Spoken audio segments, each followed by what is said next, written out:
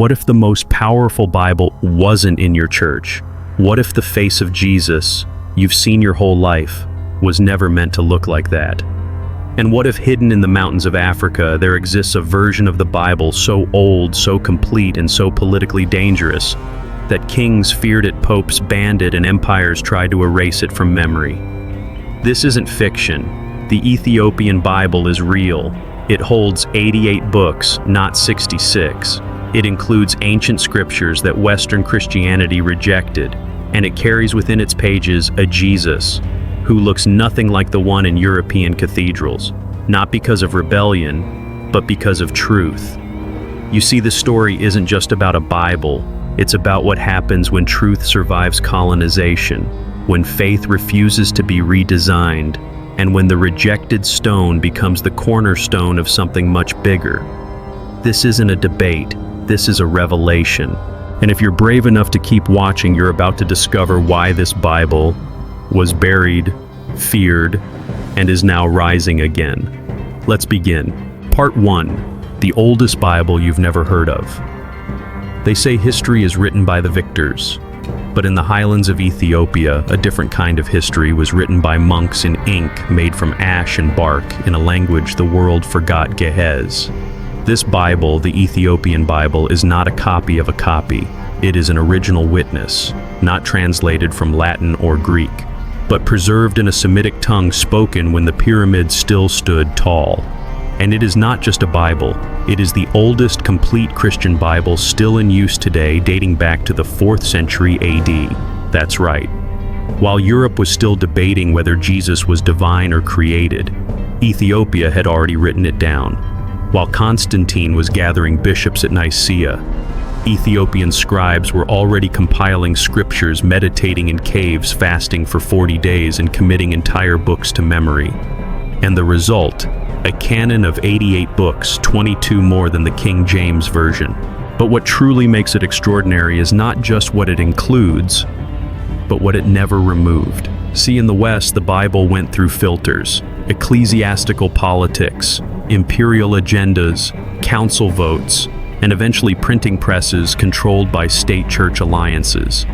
But in Ethiopia, where Christianity took root as early as Acts 8, where the Ethiopian eunuch brought the gospel home, faith grew untouched by Roman bishops or colonial editors. And the manuscripts.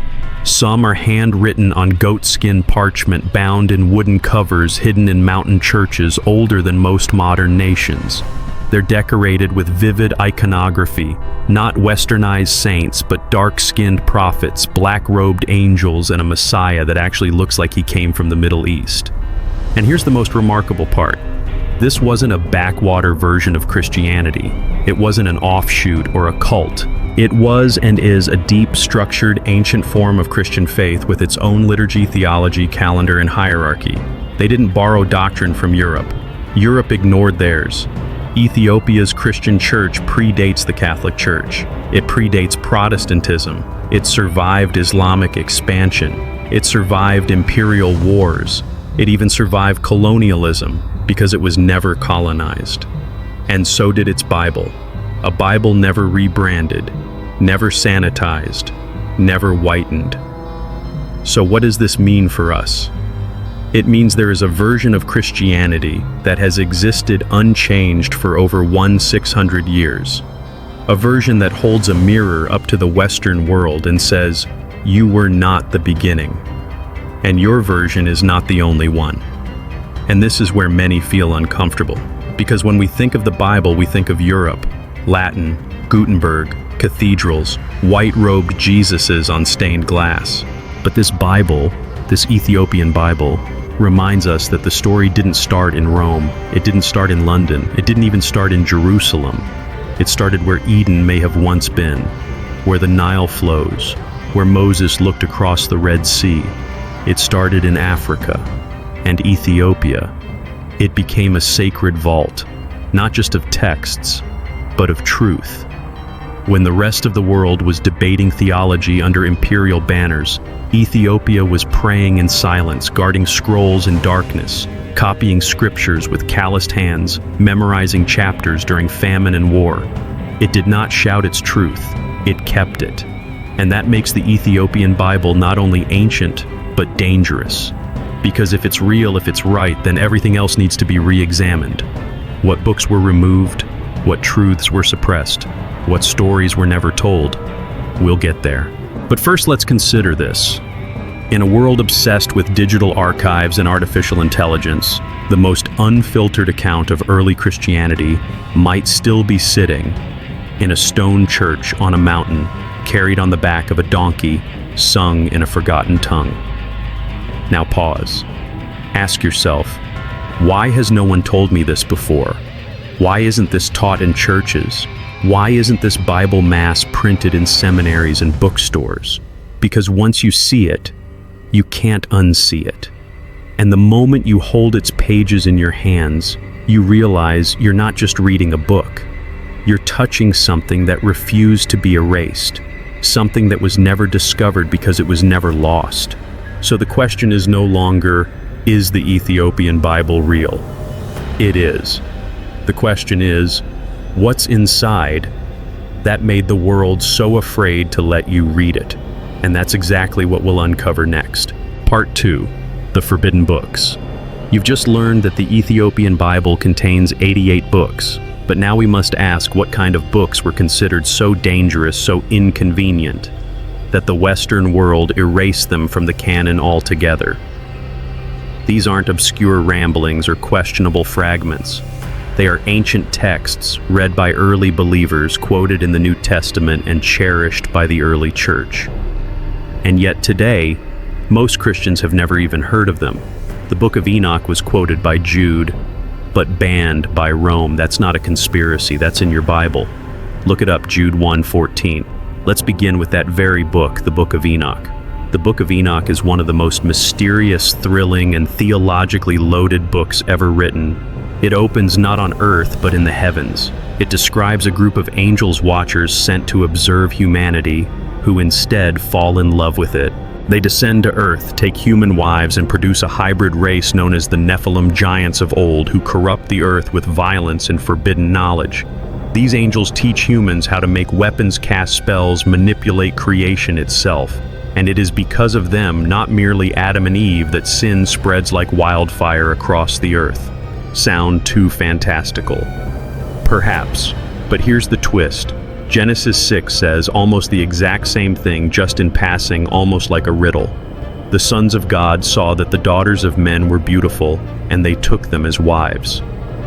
The Book of Enoch expands on this fragment. It tells the whole story. And that story shakes the foundations of comfortable theology.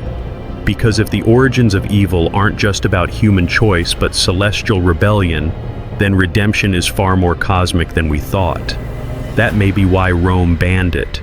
It was too wild, too direct, too supernatural.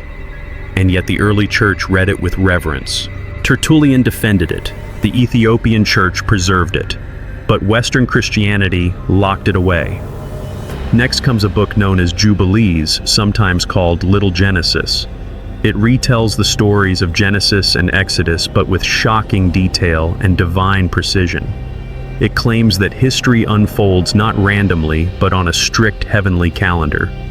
Each generation, each covenant, each event mapped out by God Himself according to a sacred rhythm of Jubilee cycles. And this has consequences. According to Jubilees, even the Sabbath, the festivals, and the signs in the heavens are not traditions to be debated, but eternal cosmic laws. Laws the Gentile church forgot. It even recounts conversations between angels and patriarchs, giving voice to heaven's view of earthly events. In this telling, the story of mankind is not linear, but patterned, prophetic, and precise. Why would this be banned? Because if God's covenant and calendar were established with such exactness, then Rome's revisions, date changes, and doctrinal innovations collapse under their own weight. Jubilees implies you don't get to rewrite God's timeline just because you wear a crown or a robe. In the Ethiopian tradition, Jubilees is sacred. In the West, it's apocryphal if it's acknowledged at all. Now, let's go even deeper. The Kebra Nagast is not technically a book of scripture, but it is canon within Ethiopian tradition, and its implications are nothing short of earth-shattering. It tells the story of Queen Makeda of Sheba, her journey to meet King Solomon, and how from their union came a child, Menelik I. This child, born of an African queen and Israel's wisest king, would become the first emperor of Ethiopia. But that's only half the story. According to the Kebra Nagast, when Menelik came of age, he traveled to Jerusalem and took the Ark of the Covenant with him, guided by angels back to Ethiopia. It's still believed to rest there today in a guarded sanctuary in the city of Axum, never seen by outsiders. Now think about this. If true, this means the central symbol of Jewish worship, the holiest artifact in biblical history, did not vanish. It migrated. Not to Rome, not to Byzantium, but to Africa. And with it, so did the spiritual authority. The Kebra Nagast makes a bold claim that the Davidic bloodline continues through Ethiopia, that Ethiopia is not a recipient of Western religion, but a keeper of the original flame. Western theologians called it myth, but the Ethiopian church called it memory. And if memory is sacred, who gets to decide which memories matter? Peter saw the afterlife. Isaiah saw the crucifixion before it happened. But their books were locked away. Let's talk about that. The Apocalypse of Peter was once widely read in the early church. In fact, it was considered canon by some of the same people who gave us the four Gospels. And its content, Peter is taken on a journey through heaven and hell. He sees the consequences of sin not in vague parables, but in vivid, terrifying detail. The imagery predates Dante by over 1,000 years and yet feels just as harrowing. Why was it banned? Because it revealed a God who cared about justice for the oppressed, not just salvation for the privileged. A God who saw the hidden sins of religious leaders, a kingdom not built on ritual, but on righteousness. Then there's the Ascension of Isaiah, a text that describes the crucifixion of Christ. But what's fascinating is when it was written before the New Testament was even finalized. Isaiah in a vision sees a divine Son descending from the highest heaven, cloaked in humility, walking the earth, crucified by those who did not recognize him. It affirms the divinity of Christ before the church ever formalized that doctrine. It paints a portrait of Jesus not as myth, but as cosmic certainty. And yet, both books were deemed too mystical, too direct, too inconvenient. At first glance, these texts seem unusual, maybe even mythical, but if you listen closely, they tell a story that's dangerously consistent. That divine knowledge was once given freely, and then hidden. That true power is spiritual, not institutional. That God's voice cannot be tamed by kings, priests, or councils. These books didn't fit the system. They didn't serve empire. They didn't reinforce hierarchy. So they were called heresy, banned, burned, forgotten. Except they weren't. Because in Ethiopia they lived on. Not just in ink, but in worship, in memory, in belief.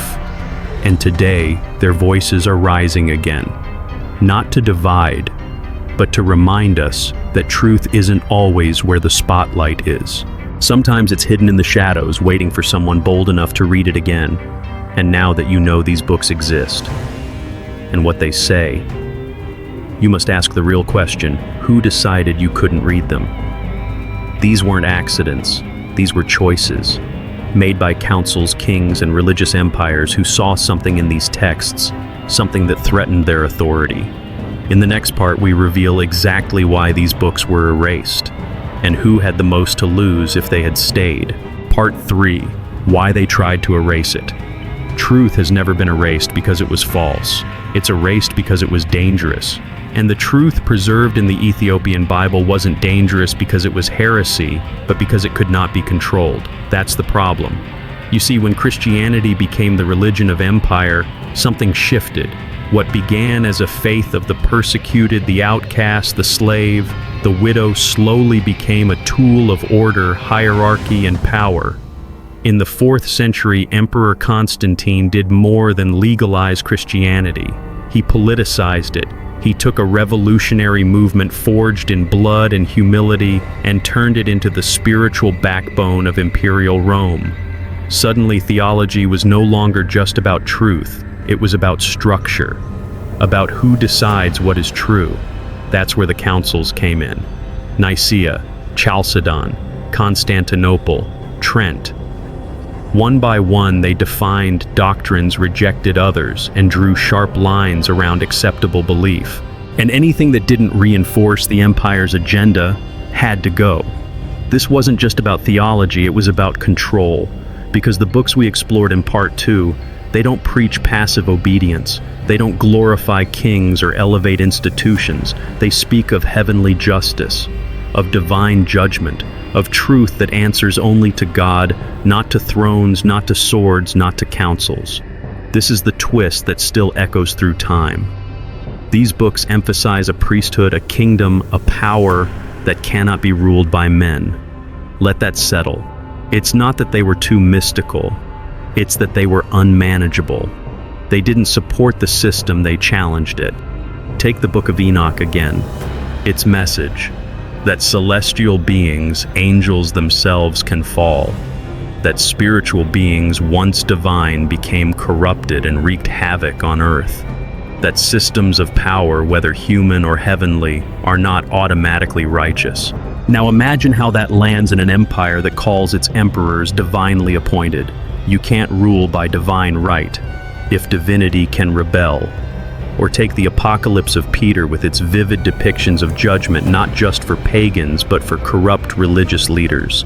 Or Jubilees, which recenters the Sabbath and God's calendar around covenant, not convenience. That book alone undermines centuries of Roman adaptations to feast days and Christianized pagan festivals. Then there's the Kebra Nagast. It's not just a story of royal lineage, it's a declaration, a direct theological threat to Western dominance. The kingdom shall not depart from Ethiopia, a line not from a modern speech but from the Kebra itself. Not Rome, not London, not Geneva, Ethiopia. That one sentence dares to suggest that divine authority didn't migrate west with Constantine, but stayed where it first took root in Africa. And that's a narrative Europe could never accept. Because if Ethiopia had the Ark, if Ethiopia preserved the older canon, if Ethiopia carried the royal line of Solomon, then Europe wasn't the center of the story anymore. It was a side note, a latecomer, a revisionist. That's why they tried to erase it. Not just the books, but the memory of who kept them. Ethiopia became inconvenient, a Christian kingdom that didn't need Rome. A Bible that didn't need Latin, a theology that didn't need European validation. They couldn't rewrite Ethiopia's scriptures, so they ignored them. They couldn't disprove Ethiopia's claims, so they dismissed them as legend. They couldn't colonize Ethiopia, so they colonized the imagination of the rest of the world. Have you ever wondered why the Christian world was taught to associate the true faith with Europe? Why Jesus is pictured as white? Why saints have blue eyes and Roman noses? Why Africa is always seen as a mission field, never a source? It wasn't accidental, it was design. Because the deeper you dig into the Ethiopian canon, the clearer it becomes. This isn't just an alternative version of the Bible. It's a threat to the mythology of Western supremacy, and that mythology had to be protected at all costs. So they stripped the canon, standardized 66 books, declared anything outside of that range as apocryphal, and built seminaries that never taught you any different. But here's what they didn't anticipate: that these stories wouldn't die. That these books, hidden for generations, would whisper from the shadows. That a scattered people, especially those descended from slavery and colonization, would one day ask what was taken from us, and they would find it in Ethiopia, in the 88 books, in the memory of a kingdom that never surrendered. And now, that truth is rising, not with swords, not with armies, but with revelation, with people discovering that Jesus didn't wear silk robes and speak Latin. That early Christianity didn't come from cathedrals. It came from caves, deserts, and fire-scarred manuscripts guarded by monks in the highlands. That faith was never meant to be a tool of empire. It was meant to be a rebellion against it. So let's ask again, why were these books removed? Because they told the truth, because they refused to bow, because they reminded people that salvation was never for sale, and holiness was never something the state could define. These texts didn't just challenge doctrines, they challenged systems. They threatened to dismantle the illusion that only Rome could speak for God. And for centuries, they succeeded in suppressing that truth. But truth has a habit of surviving fire. It waits, it hides, and then when the time is right, it speaks again. Today we're listening, we're unlearning, we're returning, not to create division, but to restore clarity, to honor the believers who carried these books when others forgot them, to honor the lands that preserved them through war, famine, and silence, to honor the truth that refused to die.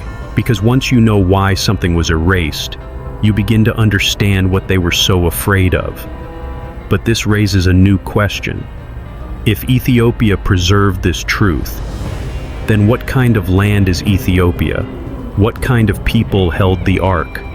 What kind of faith endures for 2,000 years without the Vatican, without colonizers, without compromise? In the next chapter, we go there. We travel to a land untouched by empire, a land where Christianity took root without crusades or missionaries, a land that never forgot what the world tried to erase. We go to Ethiopia, the sacred kingdom that never fell. Let's continue. Part 4. Ethiopia, the untouched Christian kingdom. The story of Ethiopia is not just a chapter in Christian history. It is a contradiction, a defiance, a flame that kept burning, while the rest of the world tried to smother it with gold doctrine and empire.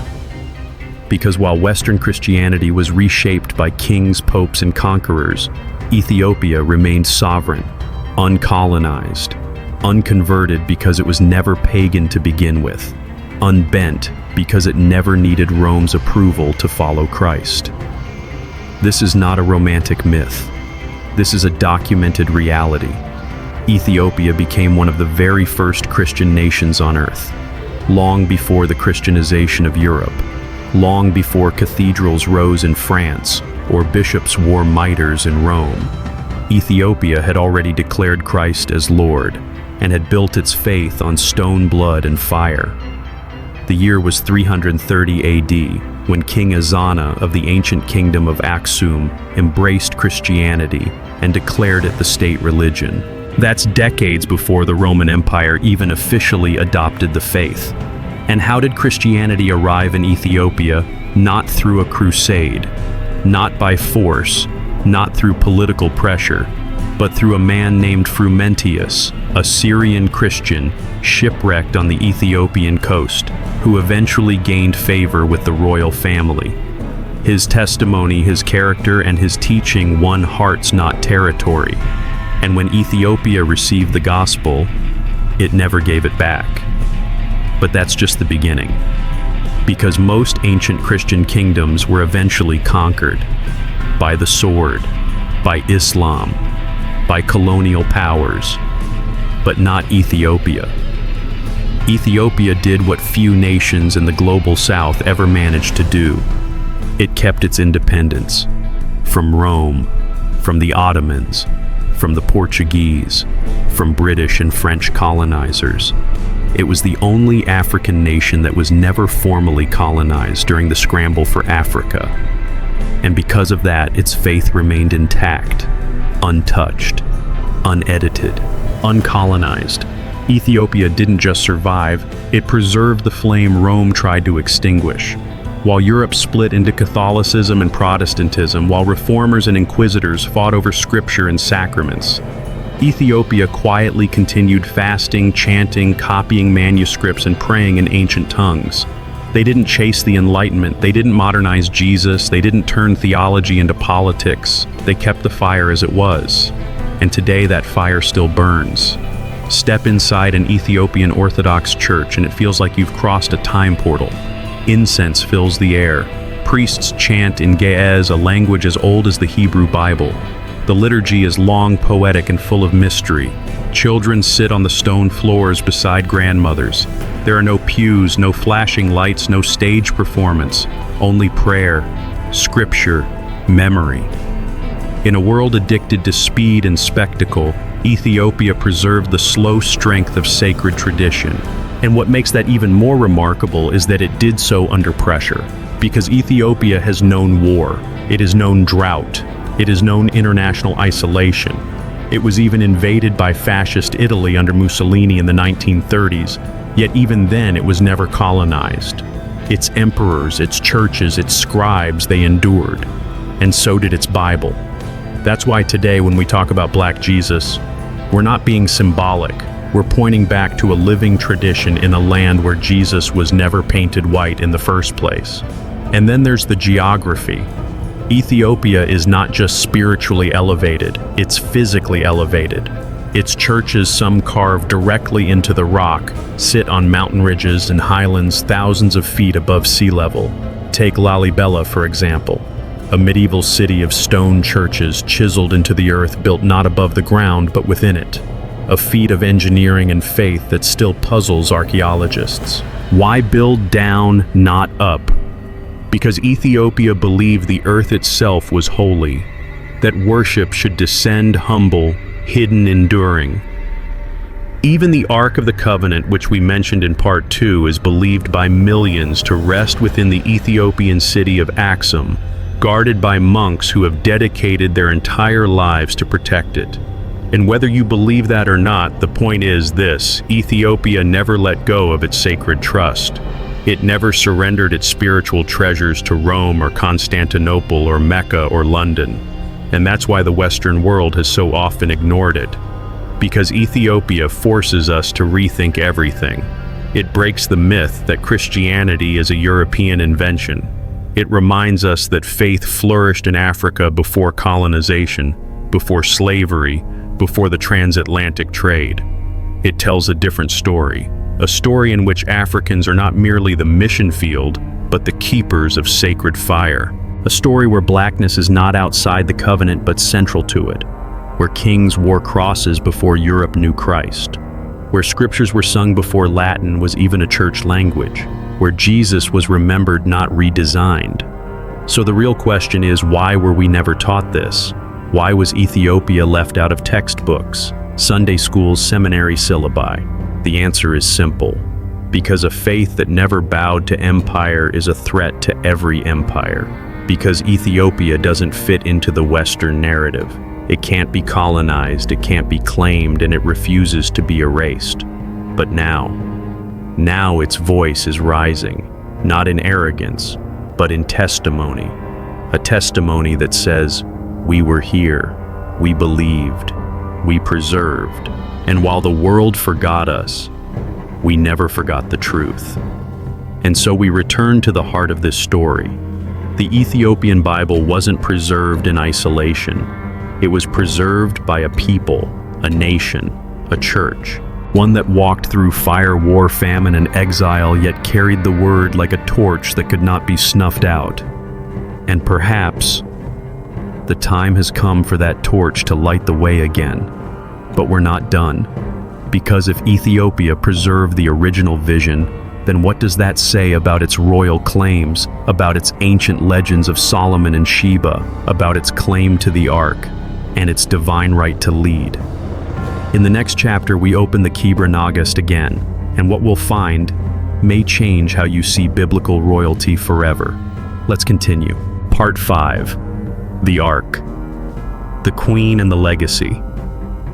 Every great empire builds its myth around something sacred, a relic, a lineage, a divine right to rule.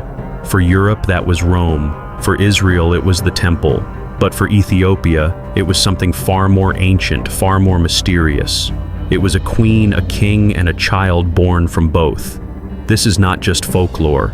This is the backbone of Ethiopia's spiritual and national identity, a story enshrined not only in oral tradition, but in a sacred text known as the Kebra Nagast, the Glory of Kings. According to this revered book centuries ago, Queen Makeda of Sheba, a powerful, intelligent, and wealthy African monarch, traveled to Jerusalem to meet King Solomon, the son of David, the wisest man who ever lived. The Bible briefly records this meeting in 1 Kings 10 and 2 Chronicles 9, where it says, "She came with gifts, asked hard questions, and left in awe of Solomon's wisdom." But the Kebra Nagast tells us what happened next. That their meeting became more than diplomatic, that the Queen of Sheba conceived a child, Menelik the son of Solomon. Menelik would grow up in Ethiopia, but return to Jerusalem as a young man seeking to meet his father. Solomon welcomed him with honor and offered him the throne, but Menelik refused. He chose instead to return home to Ethiopia, and that's when the story takes its most controversial turn. According to the Kebra Nagast, Solomon, in his sorrow at losing his son, sends him back with an entourage of priests and nobles, and a copy of the Ark of the Covenant for blessings. But the priests, divinely inspired or divinely mischievous, depending on how you read it, make a bold decision. They don't take the copy, they take the original. The sacred gold-covered chest holding the tablets of Moses, the rod of Aaron, and the presence of God himself. The Ark of the Covenant. The holiest object in Israel's history was carried out of Jerusalem and into Africa. But this wasn't a heist. They didn't steal the Ark, they inherited it. That's what the Ethiopian church has believed for nearly 3,000 years. That the Ark was not taken by enemies or lost in battle or hidden in a cave. It was brought to a safe place, a land uncolonized, a people chosen, a new Zion. And if that's true, then Ethiopia isn't just another Christian nation. It is the continuation of the Davidic promise. So where is the Ark now? According to the Ethiopian Orthodox Church, it rests in Aksum, a historic city in the north, specifically within a small stone chapel known as the Church of Our Lady, Mary of Zion. Only one monk is allowed to see it. He never leaves the grounds. He spends his life in prayer, guarding what he believes to be the most sacred object on earth. No one else is allowed in. No photographs, no public viewing, no scholarly examination. And that has led many outsiders to dismiss the claim as legend. But ask the people of Ethiopia and they will not waver. They don't need Western validation. They have memory, they have tradition, they have faith. Because for them, the Ark is not just a chest of gold. It is a symbol, a divine trust, a legacy passed down from Solomon to Sheba to Menelik, and through every Ethiopian king who ruled after. That's why for centuries, Ethiopian emperors were not simply kings. They were believed to be descendants of David himself. That's not political propaganda. That's spiritual identity. They carried crosses, not crowns. They ruled as guardians of God's covenant. And while the world called it myth, Ethiopia lived it. Consider the implications. If true, then Ethiopia holds not just history, but holy continuity. While Israel lost the Ark, while Rome built its church on Peter, Ethiopia rooted its authority in both priesthood and kingship in Solomon himself. That's why the Kebra Nagast matters, because it rewrites who holds the divine inheritance. It recenters the spiritual map. It puts Africa not on the outskirts, but at the center of redemptive history. And for centuries that story was quietly dismissed, called fantasy, labeled legend. Because if this was true, if God's presence dwelled not in Rome but in Aksum, if the Davidic line didn't die but survived in black skin and mountain churches, then who really has the right to claim spiritual authority? The Western world couldn't answer that, so it ignored the Kebra Nagast, ignored Menelik, ignored the Queen of Sheba, but the Bible never did. Jesus himself speaks of her in Matthew 12:42, saying, "The Queen of the South will rise at the judgment, for she came from the ends of the earth to hear the wisdom of Solomon." He honored her journey. He honored her hunger for truth. And Ethiopia remembers. They never forgot where they came from, never forgot the child she bore, never forgot the Ark. So where does this leave us? With a question. Not whether the story is true in a modern Western prove-it kind of way, but whether it's true in the way that matters most. Is the faith it produced genuine? Is the legacy it preserved sacred? Is the flame it carried still burning? If you walk through Ethiopia today, you'll see it in the chanting of monks, in the fasting of children, in the hands of scribes copying ancient Bibles by candlelight, in the silence of that one guardian monk standing beside a locked chapel, believing without needing to prove that the presence of God is still there. And maybe that's what faith really is. Not a relic on display, not a doctrine debated, but a trust you guard with your life. That's the legacy Ethiopia carries. And now we must ask, if this ark was protected by a forgotten kingdom, then what else about Jesus, about Scripture, about the church has been hidden in plain sight? Because Ethiopia didn't just preserve an object, it preserved a memory. And that memory is calling us back. In the next chapter, we'll explore something even more challenging, not just where the ark went, but who Jesus really was. What did he look like? Where did he grow up? And why do the oldest Christian communities depict him so differently than Western art? The next chapter will confront the most uncomfortable question yet. Was Jesus black? Let's continue. Part 6. The Black Jesus in the Bible. The story of Jesus Christ has been told in every language, every land, every generation. But not every version of his image tells the same truth. For centuries, the face of Jesus has been painted with pale skin, straight hair, blue eyes, and European features immortalized in stained glass statues, Renaissance paintings, and children's Bibles. But none of these images came from the Scriptures. They came from politics, from power, from empire. And if we dare to go back not to cathedrals or councils, but to the Bible itself, we find something that many have tried to overlook. Jesus was not white. Jesus was not European. Jesus was not from the West. He was born in the Middle East, raised in Africa, descended from a Hebrew bloodline that was geographically, ethnically, and visually far from what the West made him into. Let's begin where the Bible gives us the clearest description. Revelation 1:14-15 says this: "His head and hair were white like wool, as white as snow, and his eyes were like blazing fire. His feet were like bronze, as if refined in a furnace. Hair like wool, feet like burnt bronze, not blonde, not rosy-cheeked, not the polished marble features of Michelangelo's sculptures."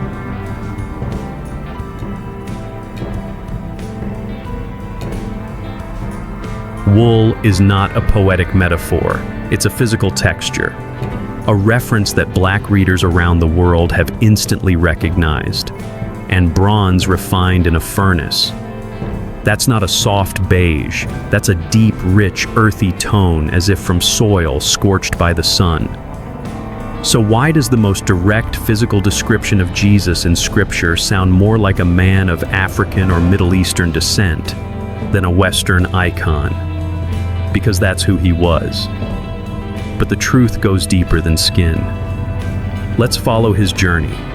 When Jesus was just a baby, his family had to flee a genocidal king. Where did they go? Egypt, Africa.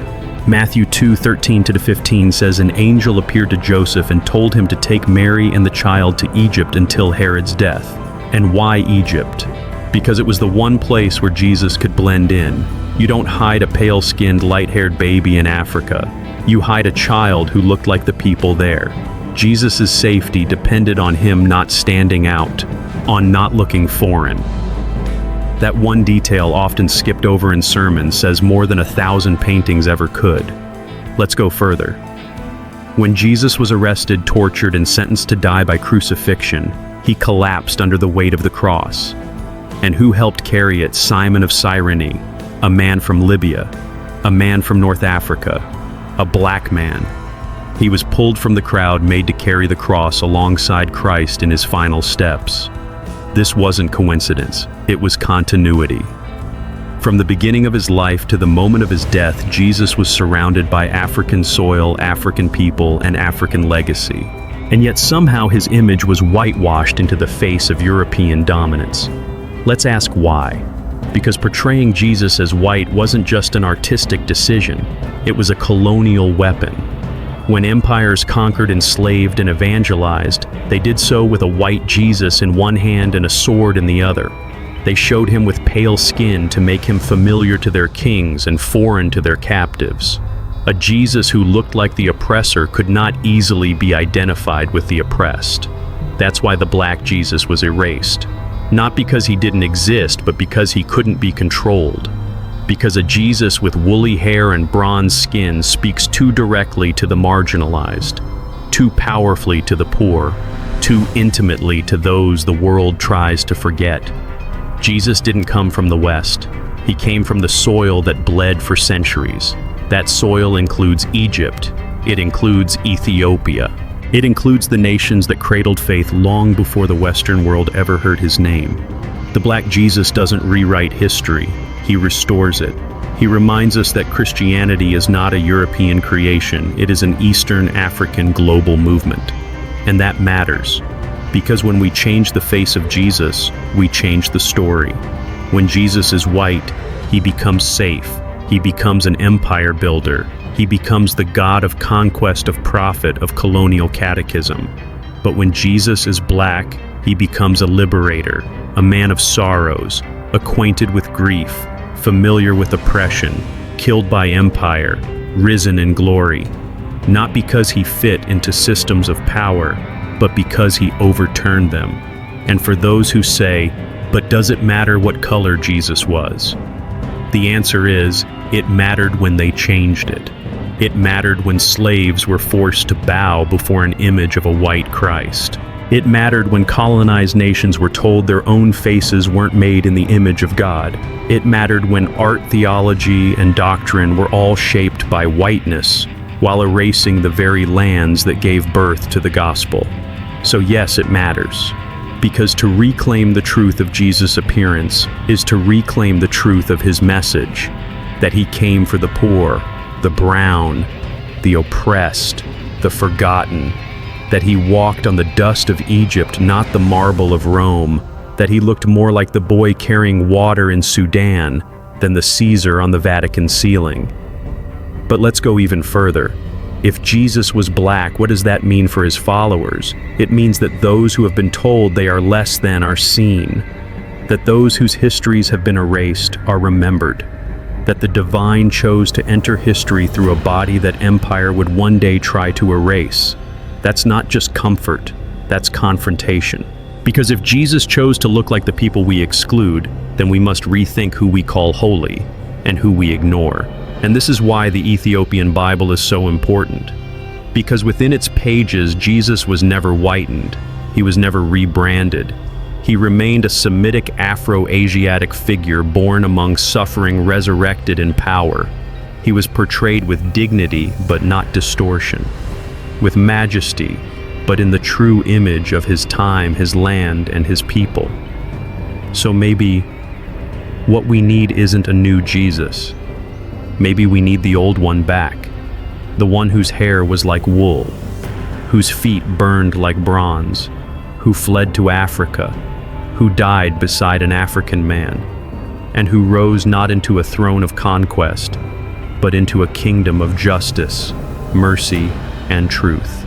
And now that we've seen this forgotten face of Jesus, let's ask what happens when a religion based on liberation is used for control. How did a faith of the broken become the sword of empire? In the next chapter, we uncover the process of whitening Christianity and how the message of Christ was reshaped into a tool for power. Let's keep going. Part 7, The Great Whitening. History doesn't just forget. Sometimes it's rewritten. And the most powerful revision in Christian history wasn't a change in doctrine, it was a change in appearance. They didn't rewrite Jesus' words, they repainted his face. They took a Middle Eastern Afro-Asiatic prophet born in occupied Palestine, raised partly in Africa, killed by empire, and turned him into a European god. Blonde hair, blue eyes, pale skin, an image that didn't come from Nazareth, but from Renaissance Europe. Why? Because once they made Jesus white, they could make whiteness sacred. This wasn't art, it was strategy. Beginning in the 4th century with Rome's rise to religious dominance, the faith that began in dusty Judean towns was slowly rebranded to reflect the rulers who claimed it. Jesus was no longer the suffering servant of Isaiah 53. He became the divine Caesar enthroned in cathedrals wielding gold and power. The first icons still showed him with darker features, wool-like hair, and Semitic expression. But by the time Christianity became Europeanized in the Middle Ages and Renaissance, those features were erased. In their place came the familiar image: white robes, white skin, golden halo. A Jesus who looked more like a European monarch than a man from Galilee. Why does that matter?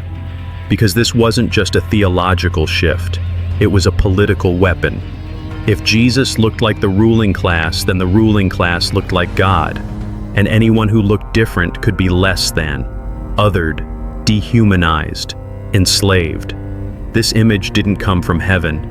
It came from Michelangelo, from Leonardo da Vinci, from European nobility who wanted a god in their own image. And when colonizers crossed oceans with Bibles in hand and guns on their ships, they weren't just bringing Christ. They were bringing a Christ who looked like them. A white Jesus who would never challenge their authority, never identify with the enslaved, never question the chains. They made him white so they could justify domination. This is not an exaggeration. It's not radical theory. It's recorded history.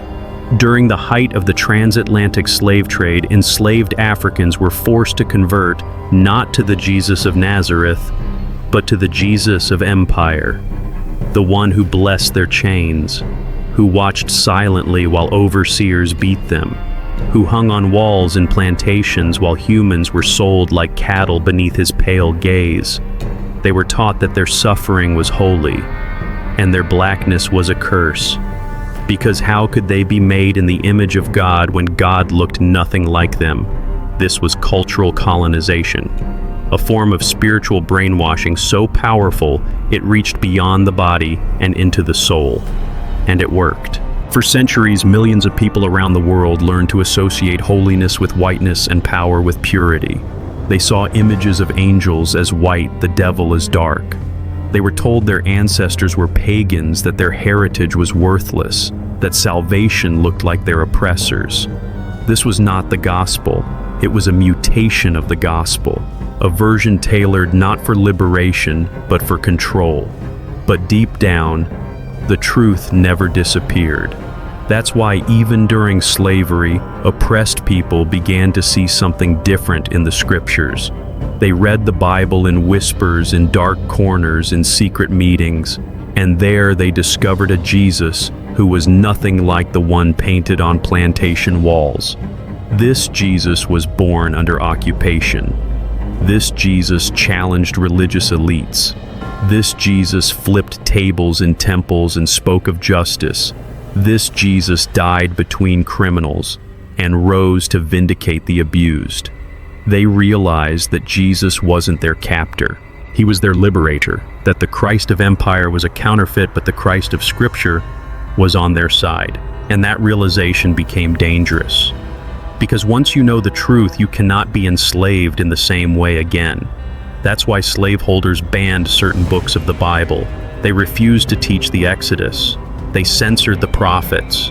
They silenced Revelation. They feared that the enslaved would realize the truth that God was not neutral, that Christ came to set captives free, and that the image of Jesus they'd been given was a lie. This whitewashing didn't stop with slavery.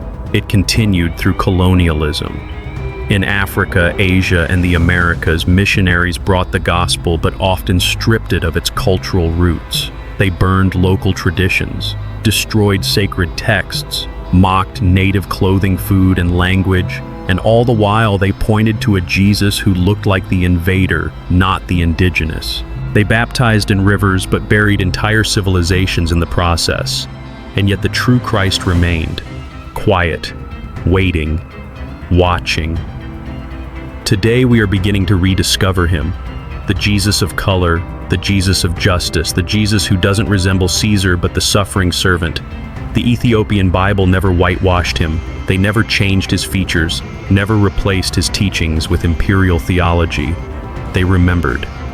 And now we are remembering too, that holiness is not about hue, that truth isn't dressed in European robes, that God's face is reflected in all people, especially the ones the world tried to erase. So where does that leave us? With a choice. We can cling to the false images, comfortable, powerful, familiar, or we can return to the original Christ, the brown-skinned, wool-haired Messiah, the refugee, the carpenter, the liberator, the one who stood not with the throne but with the crucified. Because only when we reclaim the real Jesus can we reclaim the real gospel.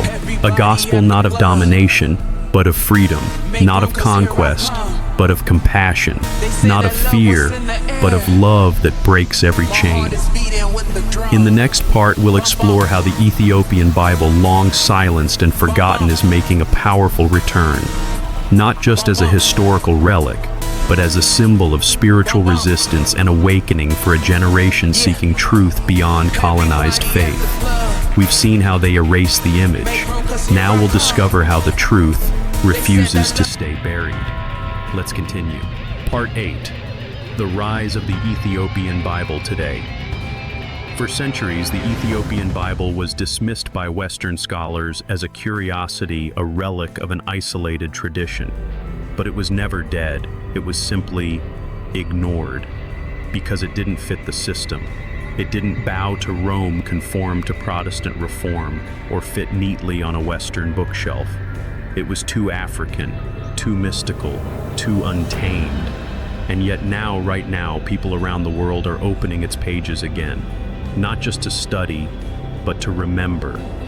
Because in an age of disillusionment, erasure, and spiritual hunger, the Ethiopian Bible has become more than a manuscript. It has become a mirror that reflects a forgotten story, a deeper faith, a voice that empire tried to silence but never could. Across the African diaspora in America, the Caribbean, South America, Europe, a wave is rising, a movement. Among Black communities, the question is no longer, what did they teach us? It's becoming, what did they hide? And in that question, millions are tracing the roots of their faith back to Ethiopia. Not just as a geographical place, but as a spiritual home, a place where the gospel was never colonized, never filtered through European lenses. This Bible doesn't just tell you what happened, it tells you what was hidden. And what was hidden, a Jesus who looked like them. A tradition not borrowed but original. A God who spoke to their ancestors long before slavery, before ships, before empires claimed to save them. The Ethiopian Bible has become a lighthouse guiding those in the fog of cultural amnesia back to something steady, sacred, and true. In barbershops and Bible studies and protests and poetry and music, art, theology, and literature, this book is being rediscovered. It's not a trend, it's a return. Because people are tired of worshiping a God who doesn't look like them, tired of being told their culture is pagan, their skin is cursed, their history is irrelevant, tired of hearing that holiness began in Europe and everything before that was darkness. They're searching for the unfiltered gospel, not the gospel of slave ships, but the gospel of Sheba, of Menelik, of Isaiah's vision, of Enoch's angels, of Jesus fleeing into Africa. And when they read the Ethiopian Bible, they don't just find information, they find themselves. They find scriptures that echo their pain, prophets who name injustice, angels who defy corrupt systems, visions of judgment against the oppressor, not the oppressed. They find a God who doesn't reward empire but confronts it. A God who speaks not in the language of colonizers, but in the ancient tongue of Ge'ez, preserved by monks who never bowed to Babylon or Rome.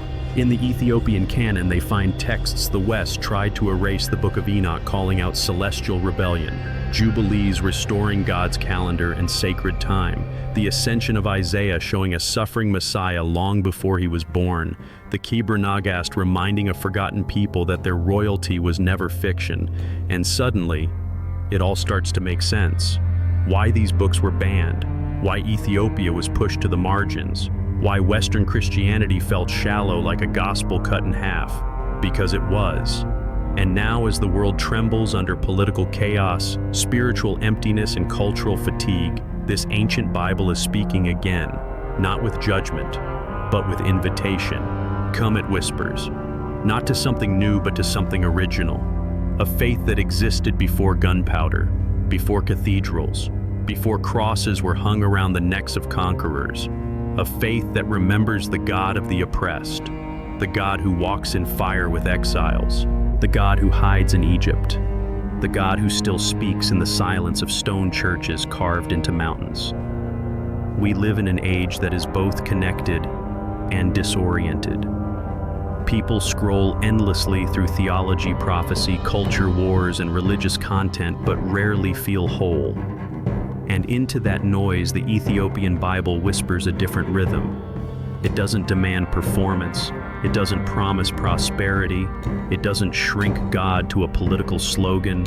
It simply tells the truth. And that truth has become fuel for a new generation. Activists who see Jesus not as a mascot of empire, but a model of resistance. Artists who paint him with woolly hair and fire in his eyes. Scholars who challenge colonial theology and reclaim the lost texts. Believers who don't just want to go to heaven, they want to bring justice to earth. In this awakening, the Ethiopian Bible is not the end of the road. It's the start of a recovery, of memory, of dignity, of voice. It reminds the world that not all Christianity came by conquest, that not all scripture came through Europe, that not all truth was whitewashed. And it reminds the African diaspora that their story was always sacred, that their ancestors didn't need saving, they needed remembering, that Ethiopia didn't receive Christianity as charity, but carried it as a calling. So what now? The rise of the Ethiopian Bible isn't just about theology. It's about identity. It's about repair. It's about truth rising from the ruins. It's about opening the pages of a forgotten book and hearing your name called from within it. In the next chapter, we'll explore what that name means. Because to follow a black Jesus preserved in an African canon guarded by monks in memory is not just to reclaim theology, it's to reclaim yourself. Let's keep going. Part 9, the spiritual power of a black Messiah. There's a difference between seeing yourself in a story and seeing that the story was always about you. For centuries, Christianity has been preached in cathedrals and tents, shouted from pulpits and whispered in prison cells. But for millions of people of African descent, enslaved, colonized, exiled, the message often came with a picture that did not reflect their face. A savior they were told to worship but never resemble, until they saw him differently, until they saw a black Messiah. This wasn't about skin color, it was about dignity, about identity, about the restoration of something empire had buried not just historically, but spiritually. Because the image of Jesus isn't just decoration, it shapes how we understand God and how we understand ourselves. When the Messiah looks like the powerful, the oppressed are told to stay quiet. But when the Messiah looks like the oppressed, everything changes. When they saw Jesus looked like them, they stopped being slaves in their minds. This is the spiritual power of the black Messiah. He doesn't just comfort the wounded. He reminds them they were never meant to be wounded in the first place. He doesn't just forgive sin. He confronts systems that caused it. He doesn't just offer a ticket to heaven. He calls the poor blessed, the mourners comforted, the prisoners free. This Jesus doesn't fit into empire. He exposes it. And when the oppressed began to see him for who he really was, they rose. You could see it in the spirituals of enslaved Africans, songs like "Go Down Moses, Let My People Go," which weren't just worship, they were coded resistance.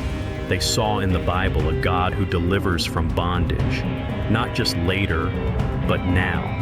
And that God they believed looked like them. Centuries later, when the civil rights movement erupted, Jesus marched again, not in silence, but through voices that thundered justice from southern churches. Martin Luther King Jr. didn't quote Caesar. He quoted Amos, who cried, "Let justice roll down like waters and righteousness like a mighty stream." He quoted Jesus, who said, "Blessed are the peacemakers, blessed are the persecuted." And Jesus, the Black Messiah, became a banner, not of conquest, but of liberation. You saw him painted on murals during the Black Power movement, lifted up in sermons by pastors in Watts, Detroit, Harlem.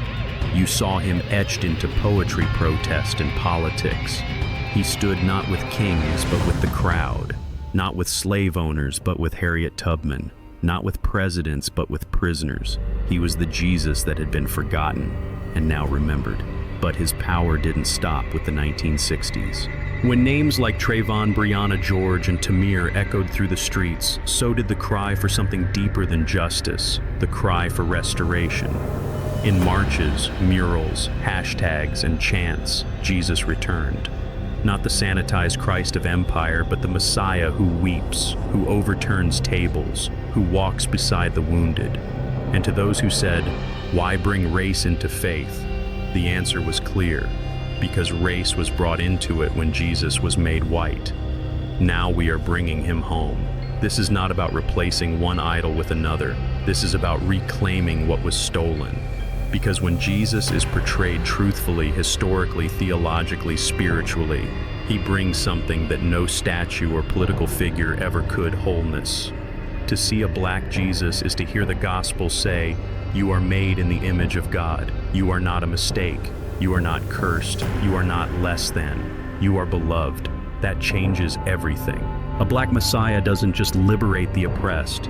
He also disarms the oppressor, because he reveals the lie that God could be claimed by race, that truth could be enslaved, that power could sanctify injustice. He breaks those lies. He levels the field. He tells the truth. And the Ethiopian Bible, it never had to reclaim him. It never lost him. He was never bleached, never rebranded, never reshaped. He remained the Jesus of Revelation: bronze feet, woolly hair, eyes like fire. The Jesus of Egypt, the Jesus of Isaiah, the Jesus whose first refuge was Africa. And now, as that Jesus rises again in the consciousness of a searching generation, he brings healing. Not the shallow kind, not the move-on kind, but the kind that says, "I see what happened. I see what they did to you. I see how they lied in my name. But I'm still here." This is the power of a black Messiah. He remembers with you. He suffers with you. He restores you. He doesn't erase pain with platitudes. He redeems it with presence. And when you know that Christ stands where you stand, you don't need the empire's approval. You don't need to be palatable. You don't need to shrink anymore. You stand up. You speak. You sing. You breathe like you were born free, because now you know you always were. This is why the world feared the Ethiopian Bible, why it was hidden, why the image of Jesus was whitened, why his message was reduced to a Sunday ritual. Because a black Messiah, unfiltered, untamed, is dangerous. He heals wounds, he rebuilds cultures, he awakens the soul. And now it's happening again. From Johannesburg to Atlanta, from Jamaica to London, from Addis Ababa to Chicago, a new generation is waking up to this truth. They're picking up ancient Bibles, dusting off forgotten books, asking dangerous questions, and finding sacred answers. Not in the voice of colonizers, but in the voice of the shepherd who knows their name. So now we must ask, if this Jesus is rising again, what will you do with him? Will you follow? Will you unlearn what empire taught you? Will you reclaim the faith that was always yours? Because this isn't the end of a story. This is the resurrection of one that was buried. And in the final chapter, we'll explore how this rediscovery is calling believers of every background, every color, every nation to return to a gospel rooted in justice, mercy, and unfiltered truth. The truth they tried to hide, but couldn't. Let's finish this. Part 10. It was never lost, only hidden. There's a phrase whispered through the ages by the faithful, the forgotten, and the fiercely free: truth buried is not truth lost. And that is the story of the Ethiopian Bible. For centuries it sat in the mountains, quiet, untouched, uncolonized. While empires built cathedrals, armies, and seminaries, Ethiopia held something deeper. A gospel not designed by empire but preserved despite it. Because what you've been looking for, the real Jesus, the whole canon, the full story, was never created in Rome, nor recovered by reformers. It was never lost. It was just hidden. Hidden not because it was heresy, but because it was too holy to be controlled. This Bible didn't ask for permission. It didn't require approval from councils or kings. It never went through the filters of empire. They feared this Bible not because it was wrong, but because it was free. Free from colonization, free from whitewashing, free from the systems that turned gospel into government and faith into finance. That freedom terrified them, because a Bible that cannot be used for control is a Bible that threatens every institution built on control.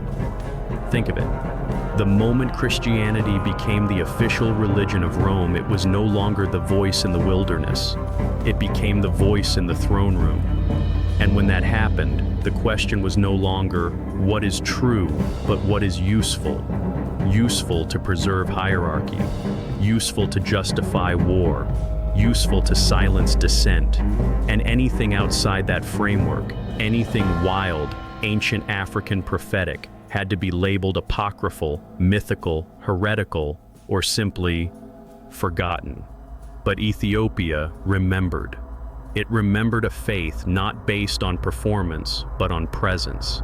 It remembered scriptures where angels fall and justice rises, where kings fail and prophets speak, where Jesus doesn't look like the emperor, but like the exiled. It remembered that true faith isn't inherited from the powerful, but birthed in resistance, nurtured by prayer, and guarded by the kind of people history tries to erase. That's why when you open the Ethiopian Bible, it doesn't just tell you what happened, it tells you what they didn't want you to know. It restores the chapters that were edited out, the prophets who were silenced, the stories that were too honest for politics. And here's the beautiful part. You don't need to be Ethiopian to receive what this Bible carries. You just need to be hungry for truth. Because this isn't about race or nationalism. This is about recovery. A recovery of voice, of memory, of reverence, a faith that can't be sold, a gospel that doesn't need branding, a Christ who isn't marketed but encountered. So what do we do now? Now that we know the truth, what comes next? We stop treating faith like it's a franchise. We stop outsourcing our beliefs to institutions that care more about power than people. We return, not to tradition alone, but to the presence, to the fire, to the untamed holiness that was never lost, only buried. This is the moment where discernment becomes destiny, because now you can't unsee what's been shown. You can't unknow what was hidden. The Western world may still be debating which denomination is right. Meanwhile, Ethiopia has been praying, fasting, chanting in Ge'ez, and preserving 88 books with no need to impress the algorithm of modernity. They weren't competing, they were remembering. And now you're remembering too. The path forward is not about choosing sides, it's about choosing truth. And sometimes, truth doesn't shout. It whispers from mountaintops. It waits in forgotten manuscripts. It rests in a chapel where one monk guards something too sacred for the world to touch. It calls not to your opinion, but to your spirit. Because what the Ethiopian Bible reveals isn't just a different history, it reveals a different kind of hope. One that doesn't need approval from empire's algorithms or even your old theology. One that simply says, "Come, I've been here all along." And maybe that's what God was doing all along, waiting for the world to get tired of shallow sermons and designer Christianity. Waiting for a generation to ask deeper questions.